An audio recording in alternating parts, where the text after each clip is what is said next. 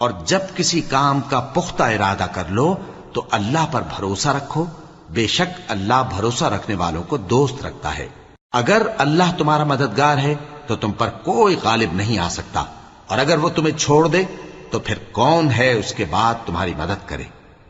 اور مومنوں کو تو چاہیے کہ اللہ ہی پر بھروسہ رکھیں، اور کبھی نہیں ہو سکتا کہ کوئی پیغمبر خیانت کرے، اور خیانت کرنے والوں کو قیامت کے دن خیانت کی ہوئی چیز اللہ کے روبرو لا حاضر کرنی ہوگی، پھر ہر شخص کو اس کے اعمال کا پورا پورا بدلہ دیا جائے گا، اور ان کے ساتھ بے انصافی نہیں کی جائے گی۔ بھلا جو شخص اللہ کی خوشنودی کا تابع ہو وہ اس شخص کی طرح ہو سکتا ہے جو اللہ کی ناخوشی میں گرفتار ہو، اور جس کا ٹھکانہ دوزخ ہے اور وہ برا ٹھکانہ ہے۔ سب لوگوں کے اللہ کے ہاں مختلف درجے ہیں، اور اللہ ان کے سب اعمال دیکھ رہا ہے۔ اللہ نے مومنوں پر یقین